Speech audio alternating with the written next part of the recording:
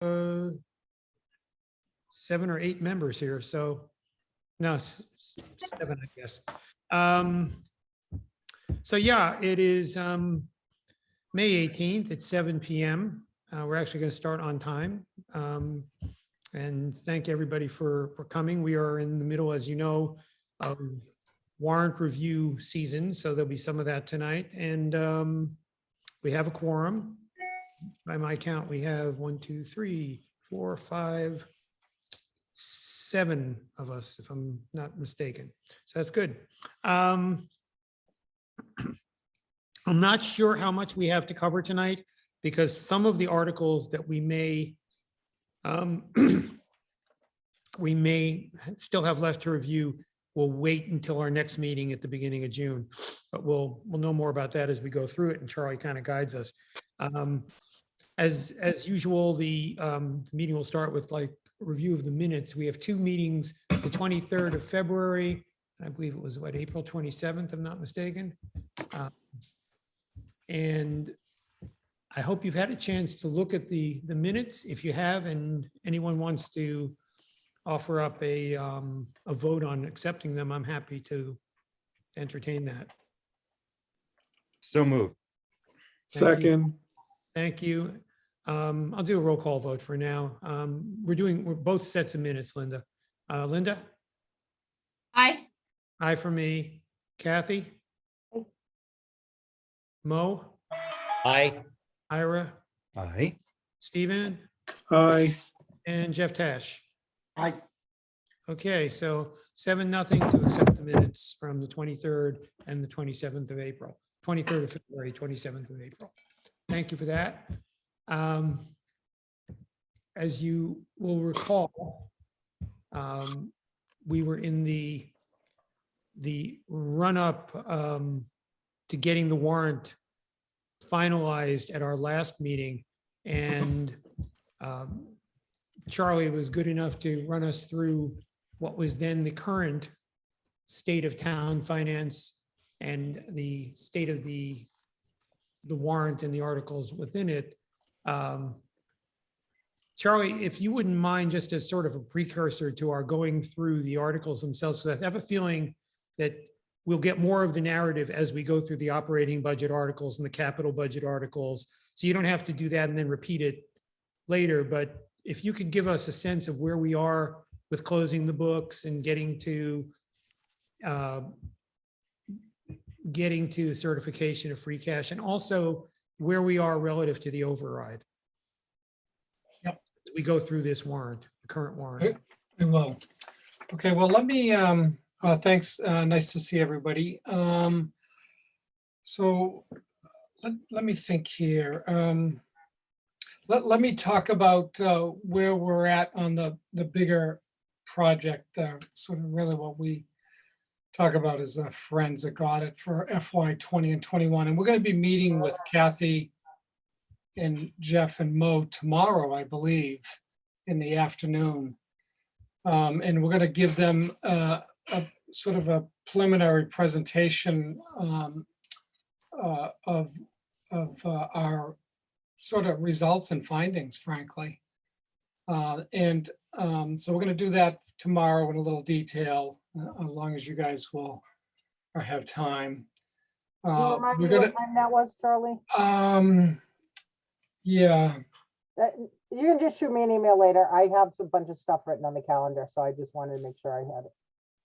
Yeah, I think it's What? 2 p.m. It's 2 p.m. Okay, good. Okay. Yeah. in my office. So anyway, we're gonna go over that. And this is in preparation because you're gonna be getting an invitation shortly that Mary, Lisa, and I will be making a sort of a major public presentation of our results and findings on Tuesday, May 31st at 7 p.m. So it's going to be, it's the real deal. We'll go over all of our efforts and we'll be closing out 20 and 21. And we'll giving everybody in the public, of course, a report on all the things that we've uncovered and found. So that'll, as I say, that that'll be a fun evening. But it really is I frankly, this week have been in Wellfleet a year this week, and I never thought I'd be here this long. I never thought it would take so long. But, we've had so many vacancies and problems that it's all manifested itself in it taking this long. So Thank anyway, you. I'm sorry. Thank you. Oh, of course, you're welcome. And believe me, it's been a pleasure to kind of meet you and many community members. Everybody's been so nice. So anyway, I'm really pleased to report that. Now, obviously, we had intended to finish this part of our work 2 months ago. But we're not. We're only finishing it really this week. So the audit has to follow, and we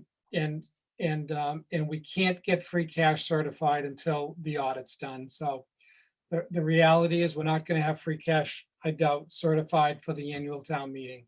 It's not the end of the world. It was the gold standard that I really wanted to attain. But we haven't. And I'll talk about what that means when we go through the warrant, Fred. Yeah, I Um, would like to add, though, something you said at our last meeting, that if the auditors find new issues, it doesn't preclude us getting free cash certified. That's right. Yeah, I think it's, I just don't, at this point, I don't see it happening before June 11th. That's all. Mhm.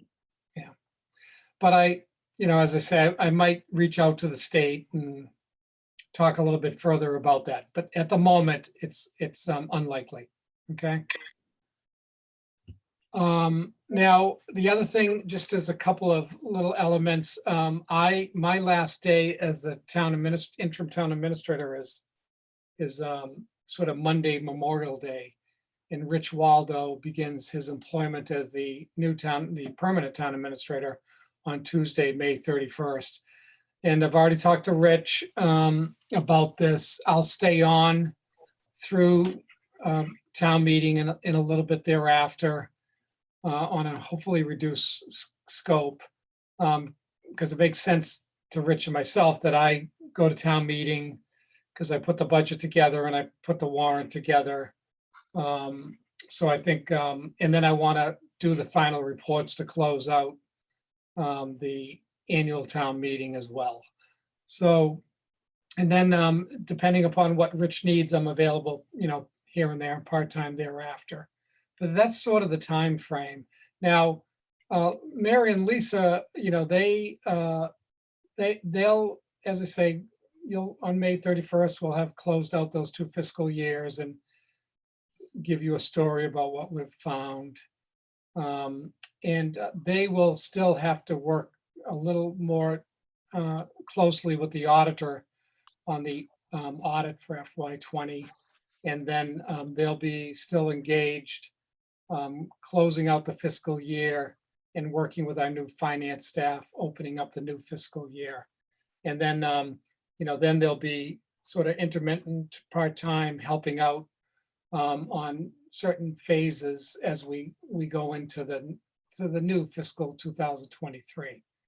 But once again, that'll be at a much more reduced level, but it's more sort of mentoring and assisting, particularly our new town accountant and our new treasurer. So, but even for Mary and Lisa, they're tired and fatigued as well. So, On my screen, the new town accountant is in the window right below you. If he looks oh, up, nice. you'll see Hey, each other. I can't see everybody. Hey, Nick. But That's like the Brady Bunch. It does. So anyway, that's sort of where we're at on the bigger picture, I think. I might have forgot something you wanted me to cover, Fred. Well, one question that came up at our last meeting, I'd like to reiterate it just to be clear that it's got a different resolution than people think, was I'm assuming that when Mary and Lisa talk about the closing of 20 and 21, that it'll also address the issue that's been so prominent in the news over the last 24 months of the missing money, the $750,000 so-called missing money, that I understand they particularly have done a yeoman's job of reconciling. Yeah. But is there a final number yet? Or, I mean, are you willing to give us a scoop here? Or we have to wait till the 31st to find out what the actual final number is? Yeah, why don't you wait for May 31st? It'll be a good evening, and they'll give you a lot of good information. So I think you'll be pleased. So Yeah, I just wanted to bring it up because there's been so much confusion about the distinction between that number and how it gets resolved and the question of an override. People have been conflating the two, and they're not the same thing. yeah, there's really we'll talk about it. There's really little relationship. But anyway, the work that, I will only say, I'm sort of like, I'm like the taxi driver, right? I just pick Lisa and Mary up and they come and do all the work. And the level of detail, digging and uncovering and unwinding that they've done is really impressive, and I think you'll be pleased. So I'd just say And very if I quickly, could- I just want to say there's a direct proportion between the diminishing size of Lisa's stack of paper and the increasing size of Nick's.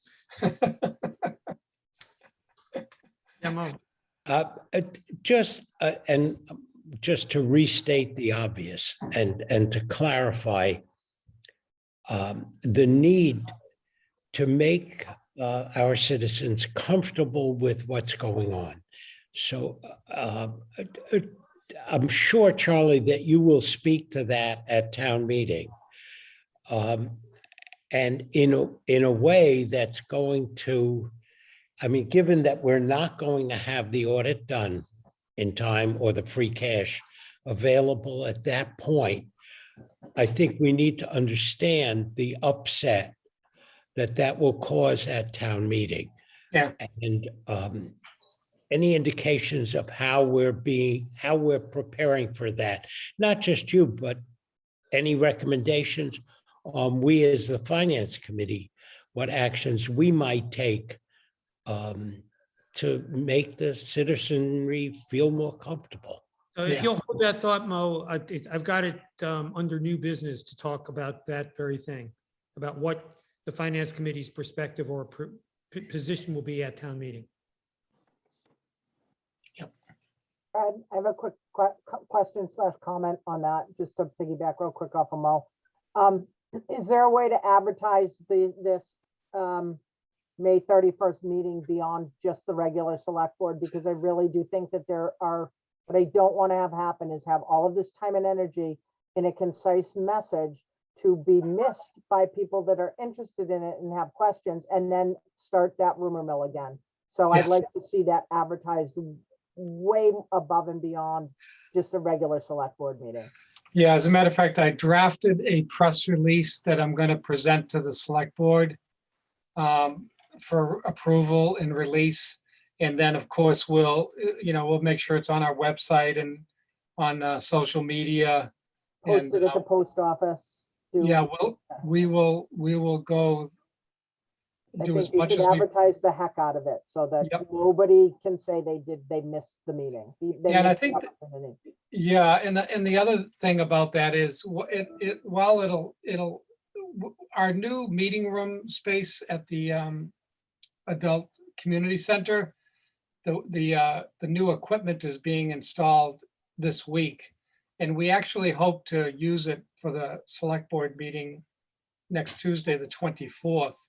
So we'll really be holding hybrid meetings, so the meeting of May 31st, we'll be in person, and but then so citizens can even come to that meeting, but also we'll be holding it virtually as well in the Zoom format. So, we can have pretty significant participation by people at that meeting, and we want that. So, I mean, So one thing, you've invested a lot of money in all our efforts, and we want to be able to talk about it in a What- pretty detailed way. And it's going to be really largely the issue of the evening. So, one thing relative to that meeting, we as the finance committee were invited by Ryan to do the meeting as a joint select board finance committee meeting. I've not made that commitment for the finance committee to Ryan because I wanted to get a sense if there are 5 or more members of the committee who believe they want to attend that meeting and are willing to commit to that, then we'll have a quorum and we can say, yes, it is. And that's the 24th. No, that's the 31st. 31st. So we'll have that discussion a little later and with the people who aren't here to see if there are 5 members who absolutely want to be at that meeting. If that's the case, then I'll commit that, yeah, it's a finance committee meeting and we'll have a quorum. And I think that will satisfy a desire to have a show of solidarity across the finance committee and the select board. But we have a lot of meetings coming up the next few weeks, including this one, and I didn't want to make that commitment without at least sounding the committee. Yeah, I have a question on that too, Fred, that we can talk about later. Okay. But to your point, solidarity, I know I'm going to attend the meeting. And it is, I would think it would be nice if the finance committee was there to support Charlie and what he's done. So I agree with you. And I suspect we'll find that we have 5 members who want, at least 5 members who want to do it. But I want to get a sense of the committee before I commit. sure. Time. I'm I'll be unfortunately there. going to be on the road, but can I just ask Charlie, I mean, everything, from every indication you've shared with us, even though it won't pass and be audited and the state won't be able to certify our free cash, at this point, you're fairly, I mean, you don't see any big red flags. Everything looks like it's going to move accordingly. Yeah, no, I really do. I mean, I've just we'll talk about it in more detail, but, there's a lot of problems, but it's turnover, leadership, competency, all of these issues, hundreds and hundreds and hundreds of errors, coding, but we're going to go over it in excruciating detail. But I always say it because, people think someone did something of a nefarious nature. There's been nothing that would suggest, anything that's criminal of that nature. It's just so many errors and mistakes and lack of knowledge and understanding about, municipal finance. But we'll give you a really pretty complete story. And as I say, for tomorrow, we'll give the subcommittee task force a little overview of the PowerPoint presentation and some of the contents. So. Thank you. Before we get into reviewing the articles, including the operating budget and whatnot, I just wanted to invite Nick if he has anything to add to this, since you are transitioning in, without jumping the shark, if there's anything you want to add to this conversation. No, not really. I mean, I think it's best if, Charlie and Lisa and Mary and the team, do what they're going to do and present it as a whole unit. But even in the short time that I've been there, some of the stuff that, Lisa and Mary have shared definitely emphasize exactly what Charlie just said. Some people obviously didn't have an understanding of municipal finance. The transfer from the BSMI to VADAR was not smoothly or correctly handled. A lot of missing data didn't get transferred over. So I, even in the short time, I'm as sure as Charlie that there was nothing nefarious. Even what little I've seen, it's very obvious what's been happening, and it's all in the ledger. It's all in the ledger. Incorrect data being placed in the ledger. Try and grab the bench. Huh? Oh, I don't know. Do so we have, yeah, so I mean, yeah, like I said, so what Charlie's saying is definitely true, and that's what I've seen with what little I've been exposed to. Okay, thanks. If anyone has another question for Charlie, this would be a good time. Otherwise, if, with your permission, we can start to look at the remaining articles in the warrant. The warrant has gone to press in the last few days. So what we have in front of us, you received it in the mail, and maybe you picked up a hard copy at town hall. It is the document of record at this point. I believe that's a fair statement. So you can more or less go to school on the numbers and with that, I think, Article 1, the operating budget and the contingency budget are two real interesting, Article 2 and 1 are two interesting subjects to kind of address here. The existence of a contingency budget and what the implications are. And I guess I'd like to understand from a FinCom perspective, if we vote to recommend Article 1, are you also looking for a vote to recommend Article 2? That it seems confusing to do that, but I suppose it would make sense. I think what I read on that, and correct me if I'm wrong, but what I read on that is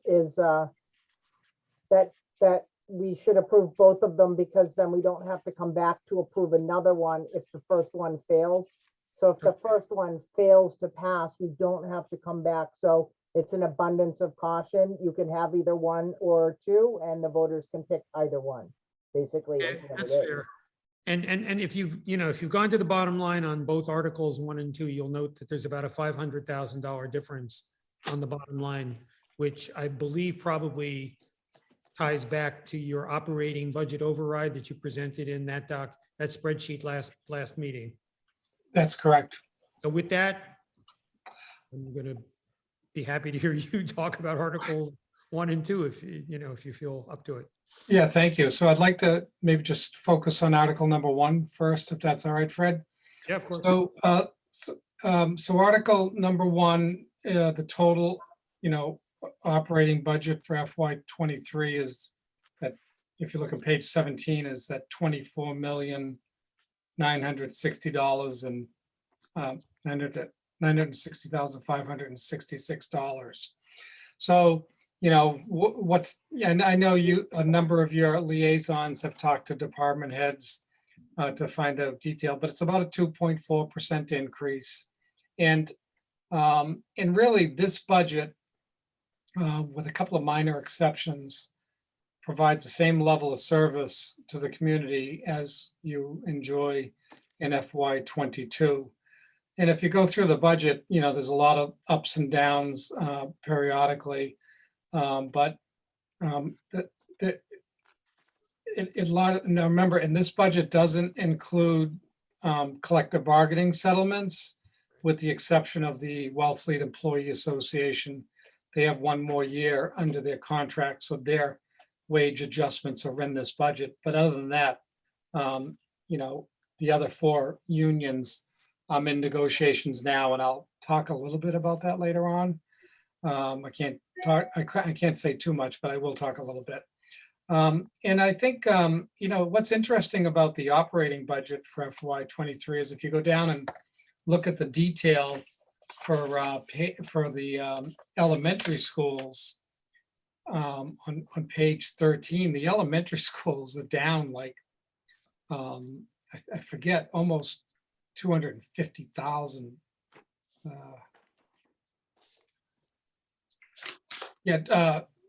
$225,000. So, the budget is modest in a percentage wise, but a big part of that is because the Nauset Elementary and Cape Cod Tech budgets are all down because enrollment's down. We've had, I had mentioned to you, I do have a couple of new things in this budget. I've included some money to keep Mary and Lisa on a consultant basis. That's a new expenditure. And then, a lot of the insurance line items were up substantively as well as debt. But other than that, there's not a lot of big changes there that we've had to deal with. Okay, I did notice, however, that the Finance Committee, item 131, went from $373 to 0. Yeah, what line item was that? That was a joke. Yeah. Oh, yeah, I saw that. Yeah. Yeah, I don't know what your expenses were in 21, but anyway. Nobody does. Pizza, probably. Yeah.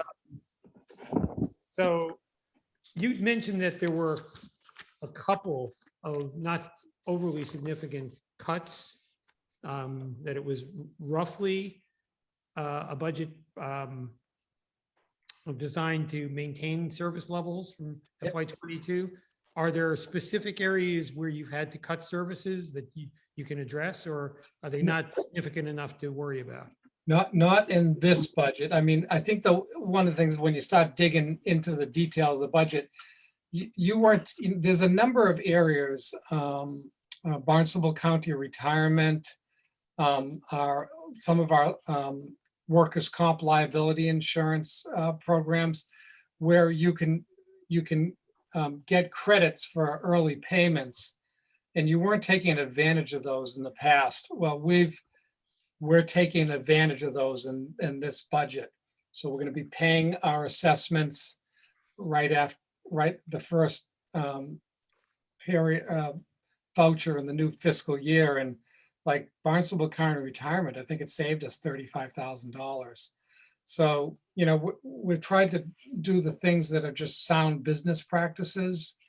Other than that, there was a number of areas in insurance that were problematic.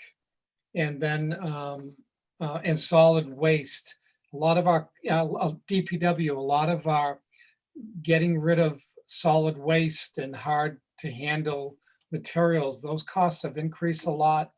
And a lot of our contracted services have increased a lot as well, but it's just a reflection of the marketplace out there. But other than that, this budget is, from a service level, is very flat. So, Okay. Anybody have questions on this article itself? I'd like to go through Article 2 so we understand where things have been cut before we do a vote on both of them, if that's all right, because I'd rather not, get stuck having voted on Article 1 and then find out that there were other issues. If you Well, have- the difference is only about 500,000. Right. So So both of these budgets look good to me. yeah, I'd like to hear what gets cut in the contingency budget, just to have it out there, okay. Do you want me to jump into that? please. Okay, so yeah, so if you go to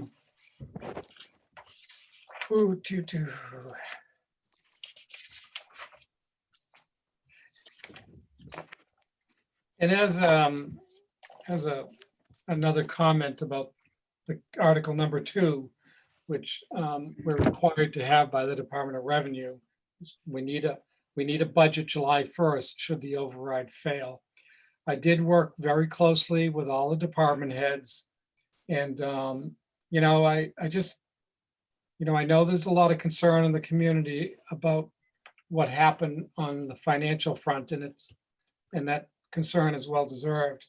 But, the department heads, your line department heads, I guess outside of town hall for the most part, they're the glue that kept municipal government and Wellfleet functioning. So you have a lot of really solid people that, in spite of a lack of leadership and support at the upper management levels, I think they did an exceptional job, and they deserve a lot of recognition and thanks. And the same thing in my year that I've been here. I mean, I'm just impressed by so many of them. The way they play and work together and support each other. So you really should be proud of those folks, because I certainly am. I'm very appreciative. Now, so anyway, what I had to do is I had to sit down with everybody. It was like a full day marathon event. And I had to come up with that I'm going to round $520,000 in reductions. And so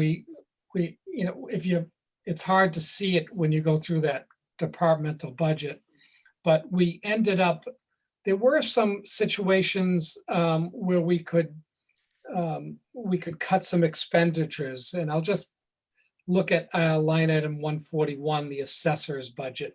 We reduced contracted services by $10,000. We contract out to do some of the appraisal for commercial properties. And we were able to work with the state and our consultant to defer that update by 1 year. So we saved $10,000, and it doesn't have any substantive impact on the product. So where we could do that, we did it. Under department, I'm just gonna hit some highlights. Under departmental 145, the treasurer. I think Cameron might be on the line as well. Maybe. But anyway, Cameron Scott, our new treasurer, but I reduced the expense line item for the treasurers by $30,000. And the town had a habit of budgeting $30,000 for debt administration fee that you really weren't spending. You had spent it for years. And so it was really unnecessary. So, we cut that out of here. When you go out to bond, you include all the costs to borrow in your bond authorization. So anyway, we did that, no impact. Now, then I get into some other areas. Line item 179 is shellfish. And we've cut part-time seasonal wages by $10,400. That's going to have a real impact because your shellfish department is going to lose seasonal employees. So their ability to supervise the recreational area for shellfishing is going to be diminished. And so that's going to have an impact on citizens. Also, we decreased line item 180 for aquaculture supplies by $6,000. None of these things that we wanted to do, but we just had to find places to reduce costs. So So it's can I not, ask you a question about the shellfish budget? You're saying that the reduction is in staff to monitor the recreational shellfishing, right? yeah. Okay, so how would that, what kind of an adverse effect would that have? I think Nancy indicated that I guess the recreational shellfishing occurs on 2 days per week. Does that sound correct? I'll go with that. And she's going to have to reduce it to 1 day per week. So, but does that mean that people can't go It does recreational because without, shellfishing? yeah, exactly. It will because without, Oh, okay, without our ability to go out and monitor and supervise, we're going to have to reduce people's ability to be out there. So yeah, it's not a good thing at all. So okay, um, thank you. yes, thank you. Line item 196 is consultancy budget. And that's a line item that's in the town under the town administrator's control. And it's always been $20,000. I increased it to 50 to provide some money for Lisa and Mary to assist in the new fiscal year, but I decreased it by $10,000. So the town administrator, if he has a problem that it happens all the time, and we need to augment services, we're going to have to go to the finance committee reserve fund because in this case, he's not going to have a lot of capacity in his budget to deal with a problem. So Skip over line 189. 186. I'm talking about 189, where there was a change from 4,800 to 7,800, then you've gone back to the 4,800. What was the delta for? Let me. Housing Authority. Well, on the Housing Authority, yeah. What happened was let me get back to that. Oh, the housing, the Affordable Housing Trust, which is becoming more active in town, as you know, they had asked me to include an expenditure line item for $3,000 to pay for some of their operating expenses. So I have that in budget number 1, but it's a new expense. So I cut it out in budget number 2. But I just figured, hey, if I have to cut something, I'm going to cut something that didn't exist in the past. But clearly I'd prefer to fund that money because they have I don't need to talk to you about the housing need and the good work that they're doing. So yeah, that's what that is. Sorry, I was trying to just do the big ones, but thanks Charlie, for asking. under public safety, lines 215, 210, 15, 220, and 241, there's about $100,000 difference between the Article 1 and Article 2 budget. Yeah, Does that translate into significantly impaired services? Or well, where's I that want, coming from? yeah, I want you to talk to the two chiefs about that in detail, but yeah, I mean, they're really, it's cutting training. It's cutting support services and contract services to the bone. That what we tried to do in the contingency budget is to avoid cutting any full-time positions. Because you're really thin at so many levels anyway. And a lot of your smaller departments are 1 or 1.5 or maybe 2-person departments. So you don't have much freeboard there. So, and of course, the police and the fire are in this situation where they have overrides on looking for 2 new personnel because the demand is so intense at those levels. Particularly, look at the police department. Because of the Police Reform Act, they're losing their ability to hire seasonal police officers. And you've hired many of them for many years. And the nice thing about the seasonal police officers, of course, they were incubators for people, us to meet people, get them some training, and a lot of those folks were hired permanently. Anyway, that program with police reform is no lawful. So both departments need new personnel to deal with the increasing demand. As a matter of fact, I did get word yesterday from Chief Pauly that Lower Cape ambulance that provides, augments ambulance services on the Outer Cape, they're going to cease operations on July 1st, 2023. So, the demand's just going to get more acute. But the two chiefs did not want to cut staffing for obvious reasons, but they have really ravaged their expense line items, their support services, and their training line items. So I don't want to go over the detail because they know it more intimately than I do. It looks like a similar narrative in DPW as well. There's about Oh, 50 yeah. difference. Yeah, well, if you look at all of the DPW lines, that 417, 420, 422, 433, we're cutting a lot of contract cleaning services, a lot of seasonal help, and I hate to say this publicly, Amnesty Day, and I know that's incredibly popular. But so what will happen is we're cutting all these contract services. And so Jay Norton, our DPW superintendent, is going to have to take a lot of his full-time staff and assign them to these functions, which means they're not going to be able to do so many of the other things that they need to do, particularly in the high season. So this is pretty major impacts. So just to be clear again, if the first budget is passed, Article 1, and we never get to Article 2, we don't have to vote on the contingency budget at town meeting at that point. You do have to vote on the contingency budget. You have to vote on both of them, Fred, because they're in the warrant. Yeah, in my mind, I hope you approve both. You have to approve both because the motion for Article number 2 is going to say, this is the budget for the town of Wellfleet should the override fail. So it's going to be a conditional motion on town meeting floor. Because if you just pass 1 and you don't take any action on number 2 and the override fails, you're going to have to call a special town meeting. Right. And, so that's the reason we need to adopt Okay. both these budgets.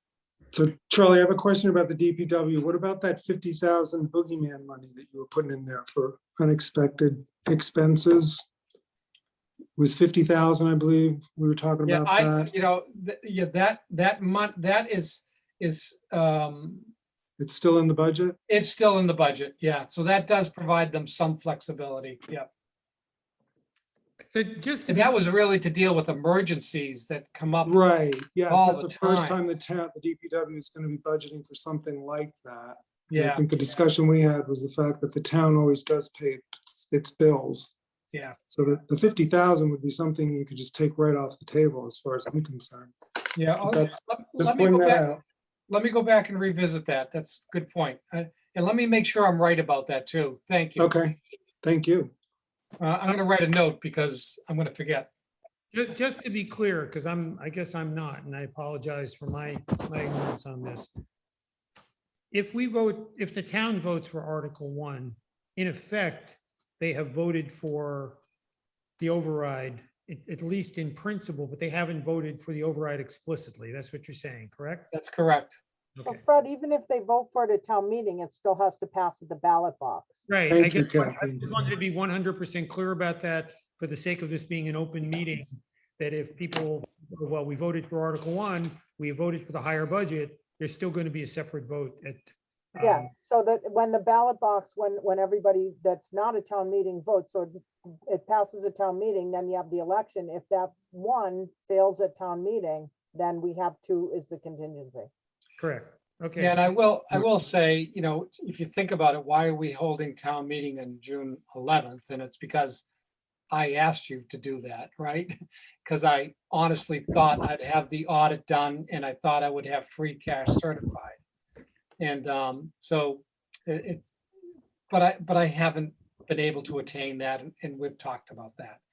I feel bad about that, but it's been Herculean. But anyway, so that being said, we need to vote on both budgets.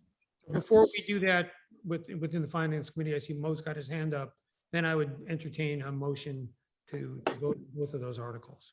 I'm wondering if we have a way, and who it would involve, of presenting what the real estate tax increase would be with one version of the budget versus the second one. Are we going to be able to, and is it for us to do? Is it for Charlie to do, to let voters know what the difference would be in their tax rate or tax amount? Yeah, I do have that. That's in that third page of the third page of my spreadsheet. So the town in school, you know, the town general override, remember that's the $518,820. That's going to be a 2.41% increase in the tax rate. And for the average medium home, which is, I'm going to round, $619,000, that would cost about $115 for that homeowner. And how will that be presented to the voters? I'm sorry, Kathy. No, go ahead, Mo. Yeah, I'm gonna present that during when I make the presentation on town meeting floor. That's what I wanted to hear. Thank you. Yep. No, Mo, can I jump on that for just a second? Because Sure. I'm going back and forth a little bit on that because I'm all for full transparency and for the town understanding what they're voting for. But I guess I would have a concern on that people are going to vote their lower tax bill and not understand that that's going to be a severe cut in services. So I think that they need to understand that if you're voting for this higher one, that's to level fund what you are. I don't want people to go in and say, that's it, I'm going to vote for a lower one. So I think I know that's not for a finance committee discussion, but the presentation of, you can pick the higher or the lower, I think would be concerning, just saying. I'm assuming that the department heads will be articulating those issues, how the cuts would impact them. Yeah, and I will say on that note too, through the chair, is that I'm meeting with department heads next week, and we're going to start to just develop a strategy just to how we inform people what the service implications of these cuts are. So you'll start to see some information coming out from them as well. And by the way, there was a question earlier in the week that I wasn't sure about it when it was asked about whether the spreadsheets that you had prepared for us last time were public documents or proprietary. But then somebody made the point that they were in the select board package, and as such, they are on the town website and are available to be viewed by anyone. Yes. So it's not like these are secrets. Yeah, I don't have too many secrets, actually. I just want to say, it's, the fact that the order of the articles and that we're going to be voting on number 2 and then later coming back on the overrides. We need to go along with this, a PowerPoint or something that there's a fire and brimstone. This is what we're given. This is what we're not going to be doing with that contingency budget. Yeah. Otherwise, people are just going to vote for a lower budget. Yeah, we need to, we're gonna start talking about that in a bigger way, so. Yep. And So- relative, yeah, I'm sorry. No, that's all right. I was gonna see if anybody wanted to vote on Articles 1 and 2, but. if- So I, moved. I would I move move to move. Article 1. Second. Okay. We'll do them separately. So It's been moved and seconded. Call the vote, please. I'm calling it right now, Stephen. Linda, Aye. I'm an aye. Kathy? Kathy, you there? It's muted. Yeah, she must have gone away from the screen for a moment. Mo, Aye. Ira, Stephen, Aye. and Jeff, Tash. Aye. All right, so for now, we are 6-0.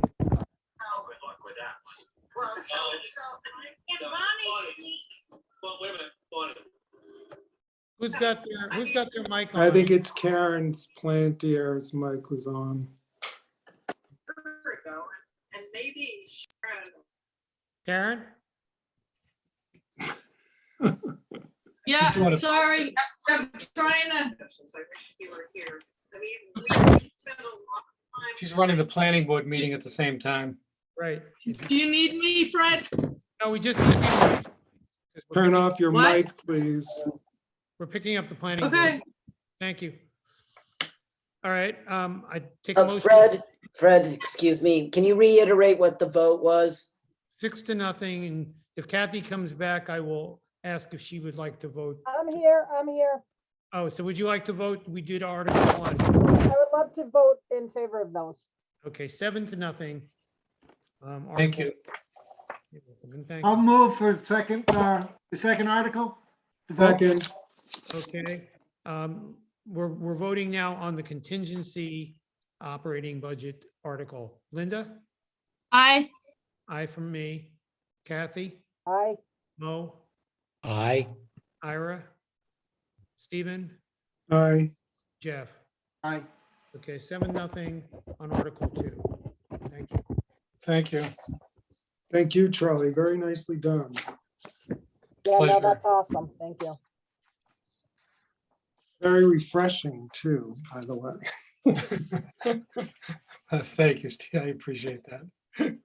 So the next boogeyman in the building is the capital budget, which is Article 5.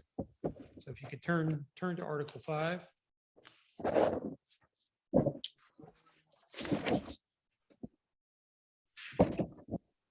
Page 32 of the current warrant. Charlie, can you speak to how this is voted on separately? I missed you, Fred. I'm On sorry. the capital budget, Article 5, Yeah, because we already voted on Articles 4 last time and 3. yes. So we're on to Article 5, and every capital item is broken out separately. Are you going to be asking people to vote on the budget in toto or item by item? Yeah, the answer is I'll know better. I need to talk to the moderator. I'm meeting with the moderator on Monday, and I want to find out how he's going to handle that. So I don't know. So would you say it's premature then for us to take a vote on this? or Yeah, why not? don't you wait until I finalize the process that we're going to use? Could I make a couple of comments about the capital budget Yes, in an informative way? So I think, so as I mentioned to you, it's unlikely, right, that I'm gonna get free cash certified, but not, I'm not totally given up, but but it's highly unlikely. So that being said, if I have no free cash, then items number, if you go to section 6 DPW, and you look at D, E, and H, right? Those were all what I was recommending using free cash. So I just wanted to give you a heads up. If I don't have free cash, then within the motion at town meeting, I'll move to delete those from the main motion because we have no free cash. They'll just have to be delayed until the fall September town meeting when we will have free cash certified by then. So I just want to give you a heads up on that. Otherwise, you can see I tried to find places where we had appropriations, old appropriations to pay for important projects. So those will go forward. Anything with a transfer from the beach fund, the shellfish fund, the ambulance funds, those are fine. Those are going to go forward. The raise and appropriate ones, which is, if you look at those are the 4B, 5A, 6A, 6B, 6F, 6G, and 7A. Those are all raise and appropriate. So those are going to be, those are buried in the override, that total for the override. So those are, I'll have to have some language. I got to work on it, but those also are only going to go forward if we get the override approved because we have no money available for projects. So I just wanted to mention that. So could I just point out a question about the band shell there with the awning replacement? Yeah, which one's that? That's number 6D, the 50,000. Thanks. Yeah. Since Mary Rogers is here from CPC, we could ask, couldn't we go for that out of CPC funds as opposed to budgeting for it? I believe you're interested in doing that in the future, not this year. Okay, but not this year. No. I think, Mary, if I could through the chair, that's what I'm thinking. That's one of the things that, maybe if you're going to have an application process for the fall, we might be able to do that because we wouldn't do that work this summer anyway. So yeah, I think we should pursue that approach here. So There is a July application deadline. There's always, especially when there's going to be a special town meeting. Mary's wonderful, as you all know. Mary, could you remind us? Yes, I missed you. Could you remind us of that so we make sure we get an application in, Mary? I will. I'll be announcing or publicizing that application deadline for everyone. Thank you. So I'll just say this about the capital budget. And I think this dovetails with the comment Stephen just made. We've seen this awning now proposed for a couple of years, and the finance committees pretty much always come down on the side of, can't we find other funding for it? But there are a number of other things in the capital budget that we've approved over the last few years that they just keep bouncing back up because they didn't, they got deferred last year for a variety of reasons and so on. So I know that a number of these items have been requested in some cases 2 years ago, and I guess they were needed then. I'm guessing they're even more needed now, like an ambulance. And Want us to call 911? yeah, I think Just I think it's a point to be made, that. Oh, this yeah, is- exactly. This is the fresh capital budget. This is stuff that in many cases has been left over and just never got funded in the last year or two. And if I could, Fred, on that note too. So remember the second override question that I've proposed to the select board in the town is that the capital special projects override, the second override really, which is $673,000. And And that's how we would fund all of these if that override passes. And then the nice thing about getting the override is then in the future, this money, the 600 and I'll call it $75,000 is reserved for in a capital improvement fund. So you don't have to have override questions for every little piece of equipment. You can fund your capital plan with this money and with some free cash. So, we're really reestablishing the foundation, the financial foundation of the town so that you can take care of business in a reasonable way. Now, there's going to be sometimes some big projects that, will fall outside of this, but this will handle a lot of your day-to-day capital needs. And even if in FY24, you only spend $300,000, you still want to appropriate the $675,000 and put it in a capital stabilization fund. So you can replace the truck or the roof or the bandstand or whatever. Charlie, where is that showing up in the warrant? So that's going to be, if you go to the very back of your warrant on page 68, that's where the special election is, and that's override question number 2.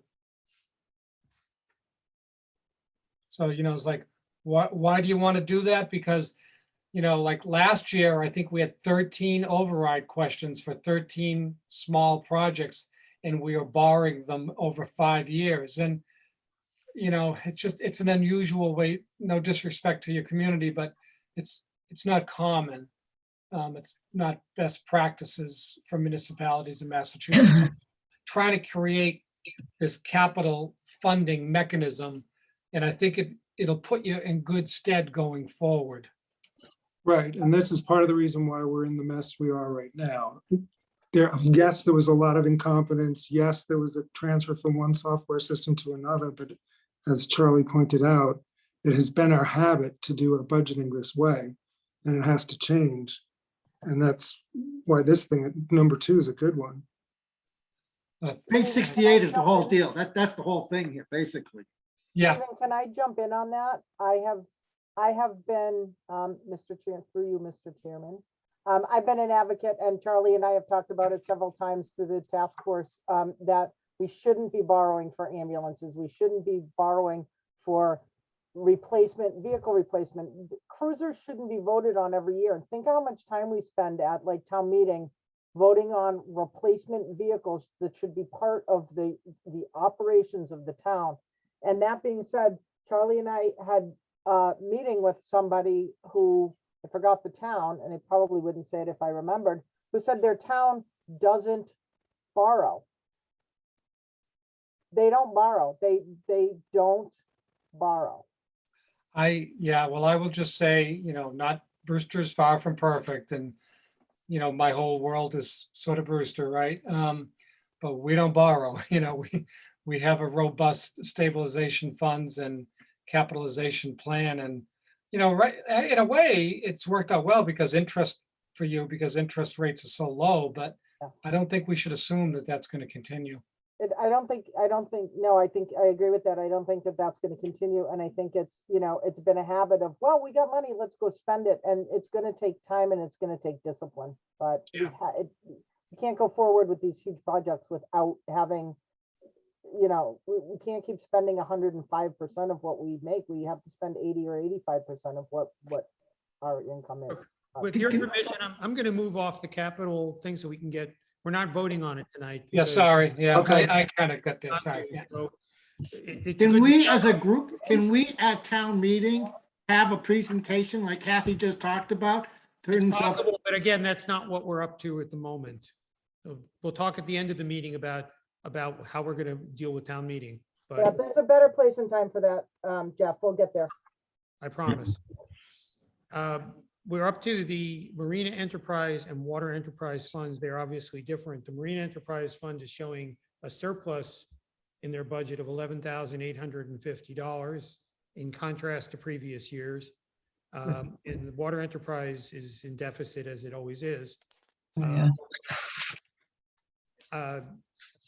So unless- I'm Yeah. sorry, Fred, you had asked me to find out. You're the liaison, so. if Okay, there's- The marina fuel tank question will. be coming. yes. Oh, that was it. That's already So funny. I will wait for that then. Okay. Yeah, please.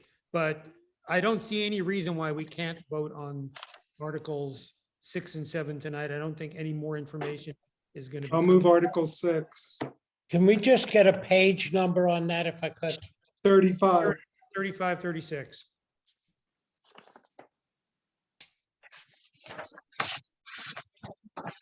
The bottom of page 36, you'll see a net income line, which is total receipt 610 minus 598, 650, which is total expenses. Can I say one thing, Fred, about the Marine Enterprise Fund? Yes, please. The only thing I would say to you is, I do think if you really, if you look at this as an enterprise fund, which it is, we're supposed to assign all costs to the marina. And frankly, we don't, we don't include their health insurance and their portion of liability insurance and general administration. So Will knows this. I've talked to the new town administrator. They do a pretty good job, but I do think we really need to take a look at the Marina Enterprise Fund to assign all of their indirect costs to them as well. It's going to take time. There's no urgency, but the marina is subsidized by the general fund a little bit. So it's just a project for the future. I just wanted to mention it. Yeah, to you. no, that's super helpful. Thank you. We have a motion. I don't have a second, I don't think yet, for Article 6. Would anybody like to second? I'll second. Thank you. Linda, Article 6, Marina Enterprise Fund. Aye. Aye for me. Kathy? Aye. Mo? Aye. Ira? Aye. Stephen? Aye. Jeff? Aye. Okay, so that's 7-0. Water Enterprise Fund, Stephen, do you have anything? What? You are the liaison, right? I have some questions about this budget. What is the other income figures? What comprises other income? I see, 2021 was 49,200, then 2021 actual was 625. Oh, yeah. I think I think from what I can tell, they were using reserves that they had built up to fund some of their costs. Okay, well, that's a good thing. Yeah, at the time it was okay. Right, but not a common practice. Yeah, yeah. I will say, if I could, and I know I'm taking a lot of your time, but I did work all winter with the water commissioners, and we had hired a water rate consultant. And frankly, Pioneer Consulting, it's a gentleman that I'd used in Brewster for a long time. And we have come up with a new water rate plan that the water commissioners should be adopting any day now. And we've had 7 or 8 meetings through the winter. And I want to thank Kurt Felix and Jim Flood, who spent a lot. Jim Hood, I think. I'm sorry, Jim Hood. I apologize. That was a Brewster guy that I used, the chairman. Those two gentlemen spent a lot of time working with us, and we do have a new rate structure that they're going to adopt any day now. And they did a really good job, and they spent a lot of time, and I just wanted to give them the credit that they deserve. So how do we get a copy of how do we get a copy of that report? I'd like to review it. I will send that to you. Thank you. That'd be great. Do we know how much has been spent for 2022 final? The 84,214, that's final spent so far? I'm sorry, where are you? For fiscal year 2022, I see the budgeted figure, but what has been spent so far? Oh, yeah, I'm sorry, I don't have that handy. Okay, all right. So can you So the just, deficit is just the $41,087, right? Yeah, that's right. Okay,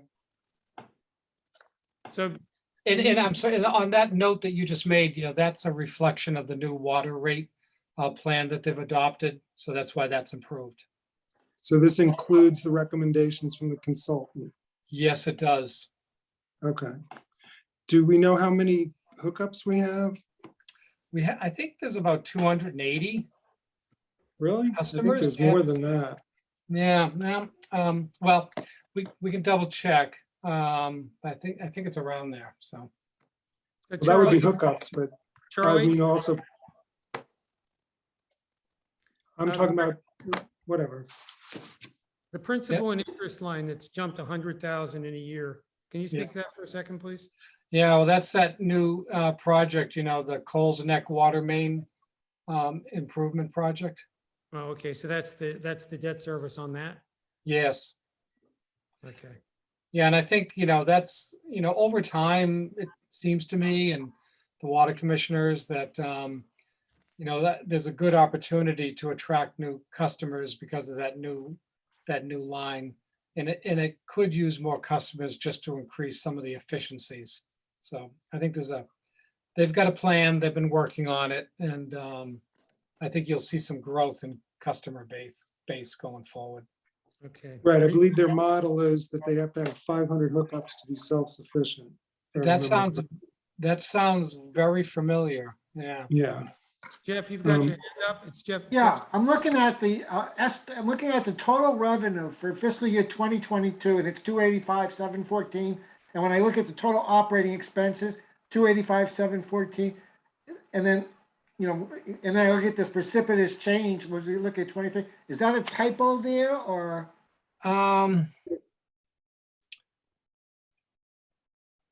The total revenue and the total Yeah, expenses are done? I don't know. I'm gonna have to check that tomorrow. But as we read this, I'm just trying to get a sense. So what we're looking at is we generate revenue of 186, and then we have personnel and operating expenses and the debt, and that's the 395. And the difference, isn't the difference between that 186 and the 395, or is that, I guess, minus the debt? I'm just trying to figure out how to. It's minus the debt. They like to look at the debt as a separate number because the town excluded that from Proposition 2.5. So there's no way the water rate structure can afford to pay for the debt. So they really just look at their revenues versus their operating costs in that kind of a gross way. The debt is so significant. It's just Okay, so there, the 186 on the total, under the operating expenses matches that 186 under the total revenue up above. So something just exactly. really looks weird with that 2022 numbers. Yeah, I know yeah. I'm gonna have to go back and dig on that. So So with everything we've heard and the things we're not sure of, are you guys comfortable voting on this tonight, or do you want to defer to June 8th? I move that we defer to June 8th. Can I have a second on that? Second, If anybody's opposed to that motion, please say so now. Otherwise, we will defer this vote to June 8th. Hopefully we'll have all our questions answered by then. So Charlie, could you also get us an accurate figure of how many people have, it's not only hookups, it's how many people who have actually signed applications, are hooked up or will be hooked up? yep, okay, Thank you. okay.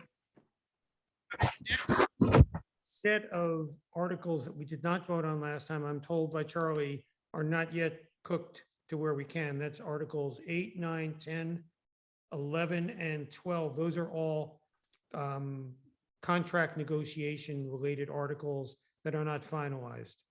Yeah, I suspect in your next meeting, I'll have some information to provide. I'm Okay, so we making some can, progress. we can jump over those. And the next article that we did not vote on last time is Article 19, the NRAB Harbor Fauna Study. John Reel contacted me. He's away right now. He'd like to come to our next meeting and explain. I believe it's a $50,000, maybe 75, I don't remember. Yeah, 60. But he wants to explain it to us himself. So we will address that on June 8th as well. And I will say, Fred, in article number 19 is if you look at that big spreadsheet that I have on all the warrant articles, that was one of the items that the only way I could finance it was if we had some free cash. So, you know, based upon what I know today, I suspect it's going to have to be delayed till September. Okay, will that happen officially by, let's say by June 8th, so that if we meet with John, he'll already know that it's been delayed? Yeah, I'll let him know. Okay. Plus, I'd like to know if they've approached SPAT. I mean, Oyster Fest is in existence because of SPAT. They have money. Why don't they pay for this survey? Good question. That's a good question. So it's John Rial who's gonna, I like that question. He's a chair, yes. right. But it's a question we can ask him when he attends our meeting on the 8th. Do you want me to find out who he has to ask? Sure.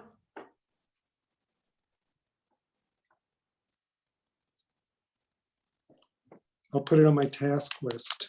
Thank you. The next article is Article 25. I'm sorry, that's not correct. The next article is Article 24, the marina fuel tank. Oh, there you go. Yep. Stephen, when we talked to, So I emailed Will and he basically said what happened. And this is, we've been talking about replacing this fuel tank for a couple of years now. So the original estimates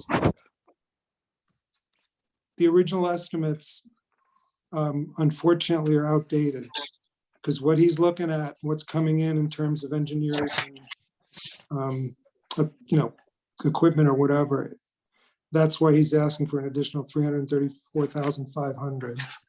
I don't think we can peek at the bids, but I trust his assessment of what's going on. And seeing how we have to do this, because as Kathy pointed out at last meeting, the town will lose its insurance, liability insurance. So the difference is it's just costing more because it's been delayed. And the original estimates are 4 or 5 years old. yeah, I think this is something we already voted to approve, and it feels a little bit like a mini version of the Wellfleet Elementary School fire suppression system. It jumps Exactly. into $2 million in a year. So, but you can't get away from it either, and it's just what it is. Stephen, if you're comfortable as the liaison to the marina, So moved. then I think we could probably vote on this. I'll Anybody have second. any other questions? Okay, we got a second. Linda? Aye. I vote aye. Kathy? Aye. Mo? Aye. Ira? Stephen? Aye. Jeff? Aye. All right, so we vote 7-0 to recommend Article 24. Send it quick so they can get it done.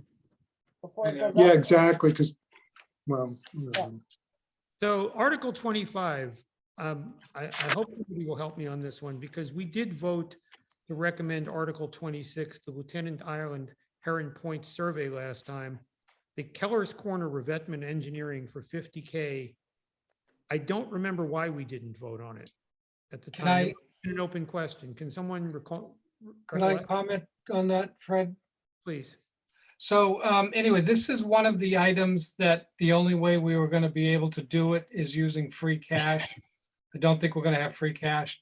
But in addition, we did get a grant from NRCS, National Resource Conservation District, for this project.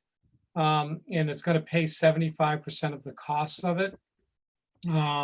So I think this article probably, Jay's checking one issue, Jay Norton, but I think this can go away and it's still going to get done. So, We're going to not vote on it then tonight. yep. We'll probably know more by June 8th about Yeah. whether ever need to. vote. Someday we'll find out who Keller was. But also, isn't this part of that whole directive where the towns have to, because of global warming and shrinking and all that, the towns have to come up with areas to bolster so that we don't sink? And I think Keller's Corner is one of them. Yeah, I think you're right. And I think the Lieutenant Island is another one, so. But anyway, I think we're in a good place because of this grant, so, Yeah, I love those grants. well, So Articles 27, 28, 29, 30, 31, 32, 33, and I think 34, it may be a little bit of an outlier, are all CPC related. Mary's here. Thank you, Mary. Jan is here. Thank you, Jan. And of course, Charlie's here. So my understanding is that these are getting funded a little bit differently this year, if at all.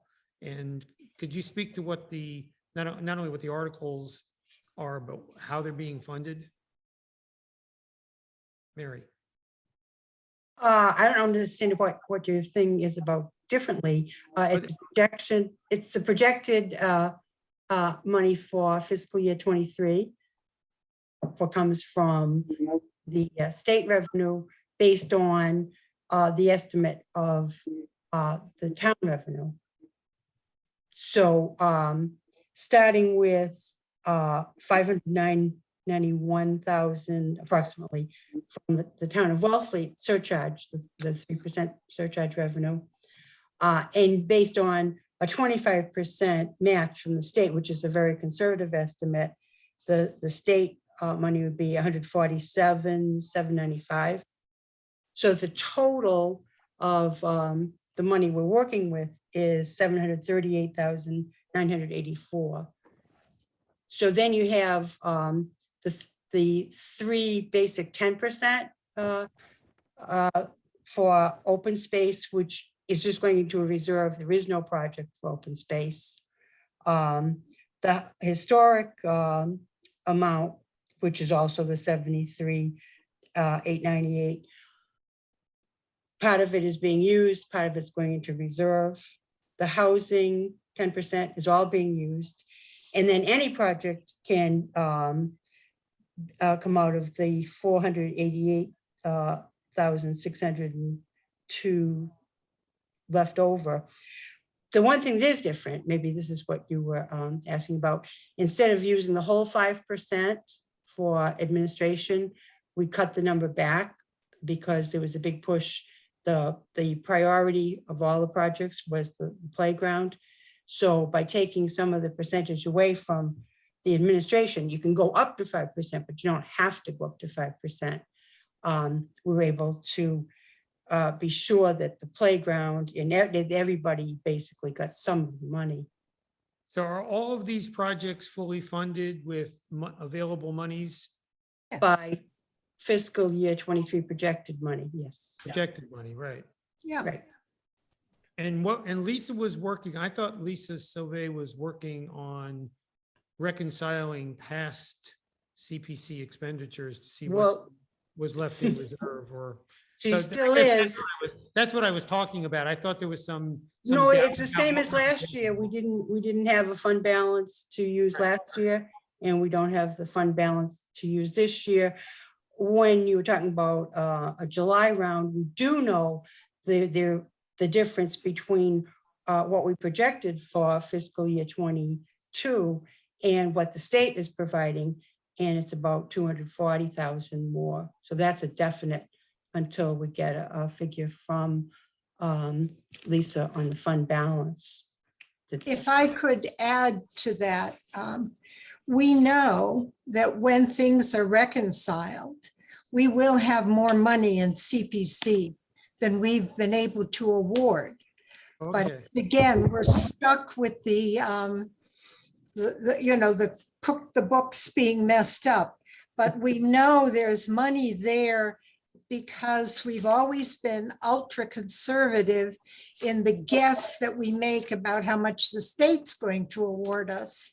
And we always have gotten more than we anticipate. So those extra monies are still sitting there in the books somewhere. So we are going to be, I think next year, once this gets reconciled, we're going to have even more CPC money to use for good causes. So, Charlie, you have your hand up. Yeah, so, and by the way, hi, Jan. hi, Charlie. We know each other. Yeah, I think it's all good to vote on these articles, however way you see fit. Because we're using these projected revenues.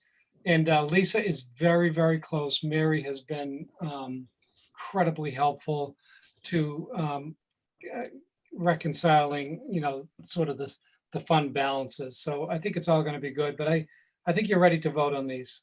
So, Okay, and typically in the past, unless there was one particular article that somebody had a nit about, we have voted on all of the CPC articles as a group. Right. So I would entertain a motion to vote on all of these as a group. So moved. Second, Okay, Linda? Aye. This is to support them, to recommend them, yes. Aye for me. Kathy? Aye. Mo? Aye. Ira? Was that a yes? You're muted. Ira. You're still cute Sorry. though. Aye. And Jeff? aye. All right, so 7-0 to recommend all of the CPC articles. Thank you. So I just have a question, Fred, though. Yeah.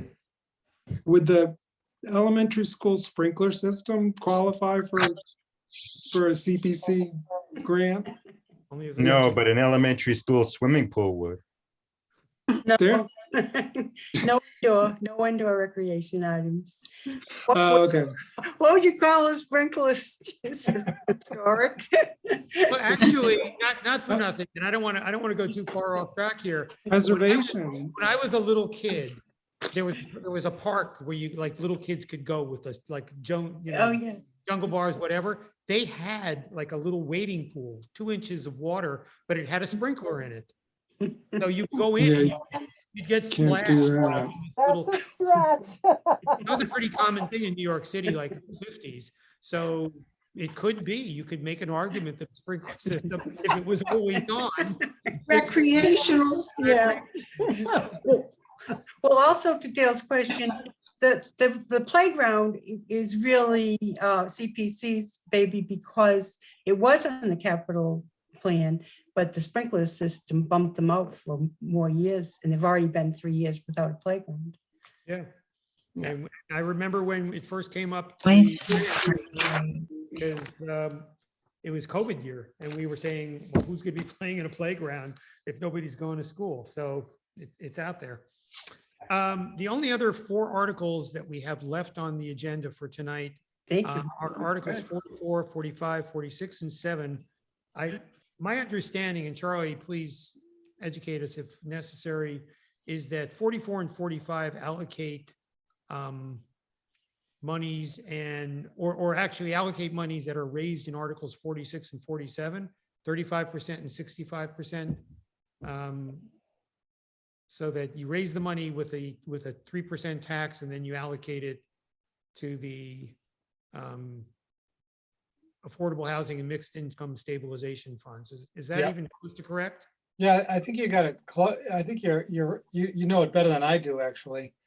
And I would say that these 4 articles are really Ryan Curley, the chair of the select board, has sponsored. So I'd encourage you to give him a chance to make a presentation on them. But clearly it's money for housing. So to that point, and with that recommendation, I would entertain a motion to defer voting on these and So inviting moved. Ryan or. Second. Come, thank you. Well, that's so quick, you guys. So, but Fred, if I could ask this question, was this the one where originally they were asking for 85% of one of these, remember, from the first?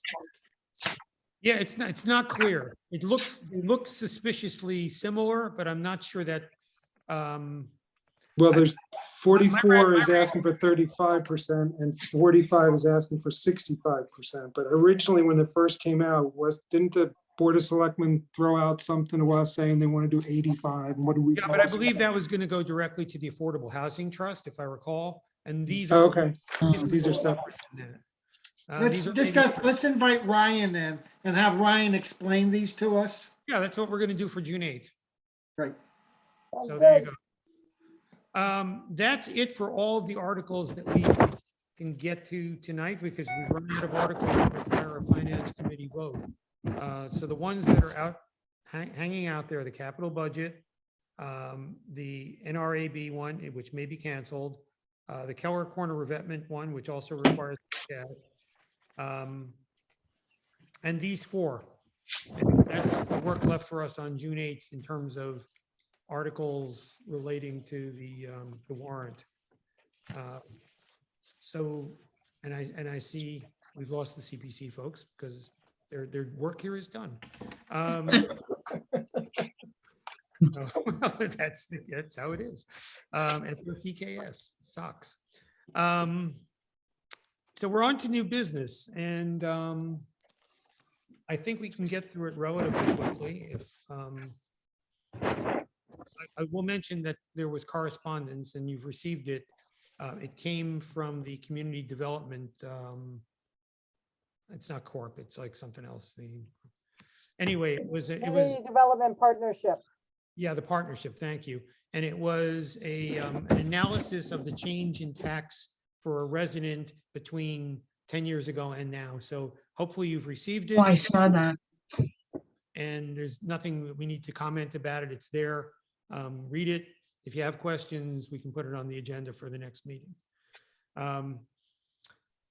As noted, we are meeting on June 8th for our final pre-town meeting votes. To reprise a conversation from earlier, we were asked, I think I mentioned it, that we were asked if we would like to be joint with the select board on May 31st. I've personally, unless you disagree, have made that contingent on 5 or more members actually wanting to be at that meeting. And if we're going to be there, we can always say it's, well, the finance committee is there because we have a quorum.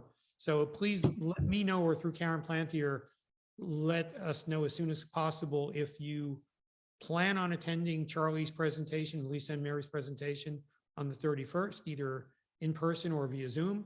And if we have 5, we'll get in touch with Ryan and tell him that the finance committee is happy to be there as part of a joint meeting. I don't think we need to be more formal than that about it now, since I don't know how many people actually intend to attend. Will there be refreshments? If you stay at home and have a Zoom, there absolutely will be refreshments. Probably hard alcohol and some tasty hors d'oeuvres. I mean, Maybe a local business might want to sponsor it. I mean, it's a major event for the community. Hey, I know I joke a lot, but I'm a little serious on this one. and I'll only add that that'll be my first day where I won't be the town administrator. So it's, for me, it's like a celebration, but anyway. we'll buy you a pizza, except we There have you no budget for it. I don't know if it constitutes a bribe if it's under $50, right? So I think the finance committee can take a pony up and find pizza money without it being, an issue with ethics. Fred, I actually have a real question on that. If we join that meeting as the select board, do we have a responsibility to be informed and answer questions? That's a good question. My understanding of what we would be attending is a presentation by Charlie, Lisa, and Mary. I don't know how much actual business is going to get done on that meeting, other than listening and asking questions of Charlie, Lisa, and Mary as they present. I Okay, don't know what materials, Charlie, what materials will be delivered prior to the meeting, but of course you have the opportunity to ask questions as a member of the in-attendance finance committee. okay. I just didn't, yeah, I was thinking a little bit differently, but if that's the case, then I'm all in for the booze, and I think we could fill a deficit somewhere. But to Kathy's point, though, are you going to take comments or questions from the public? Do you think? Yes. Okay, so then yes, Kathy, we should do our homework. Okay. I do have a meeting before that. Well, And it hopefully will, we'll have five that will people- include alcohol, but I'll behave myself. Hopefully we'll have 5 people besides you so that we'll have the quorum at the beginning of the meeting and you'll join as soon as you can. I think 5 and a you. half. 5.5, well, depending on what condition you show up in, I guess.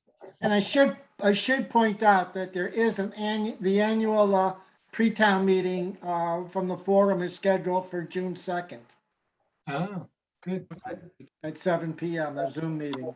Oh, that's pretty cool. Dan runs that. So I think that'll be discretionary attend. Yeah, I'm sorry, just FYI. In no particular order, but I think the one that probably matters the most at this point, to discuss it briefly, is there's been a question of what, if anything, the Finance Committee is going to say at town meeting.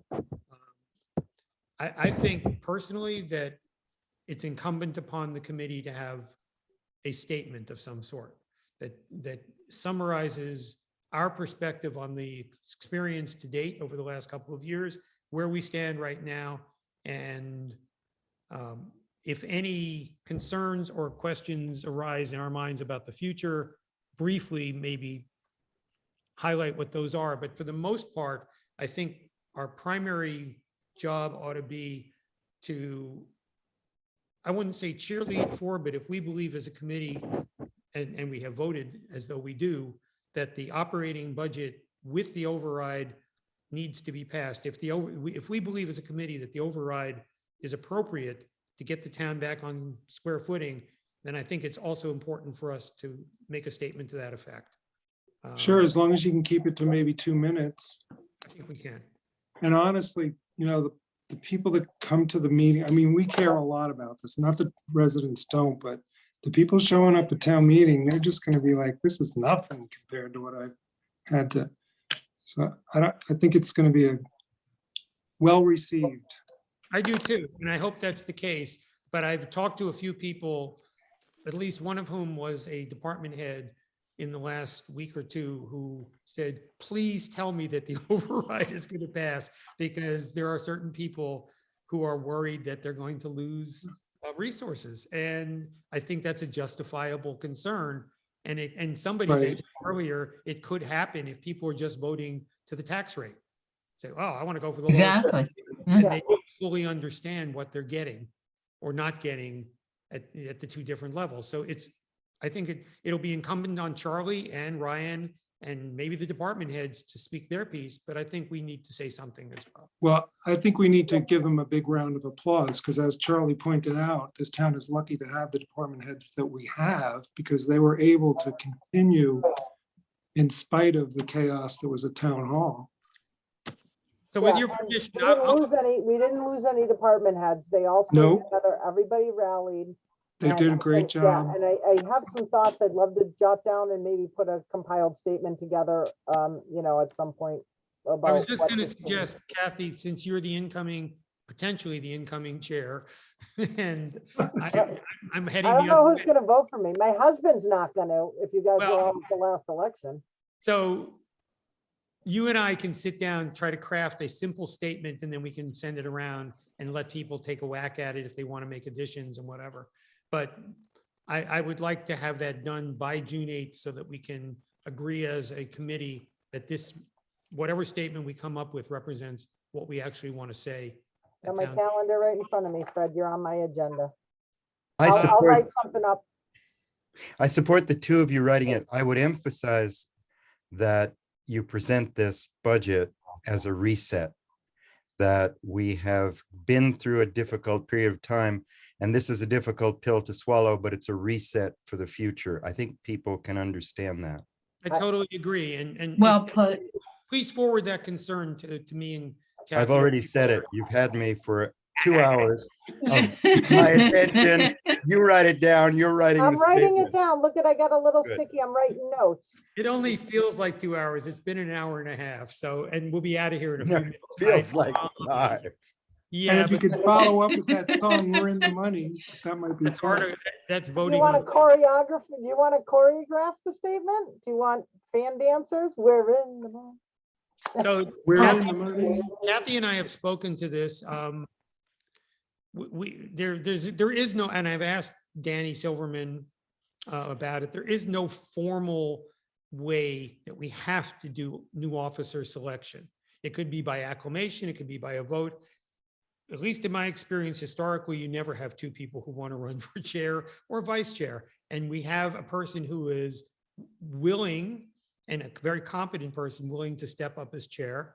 And we have, I believe, another very competent person who's willing to step up as vice chair. It was Jen Rhodes. And what I'd like to do at our next meeting is either anoint or vote or do whatever we need to do to make that formal. And what Kathy and I have discussed is that I will, we will do it with the provision that she will take office, assuming she wins, I missed after the town meeting. meeting. So wait a minute, Fred, Yeah. Fred, just to let you know, traditionally, we've done it after town meeting Well, because of this situation. We've That's done what the, I'm kind of saying is that yeah, she will take office after town meeting. I will be the chair at town meeting.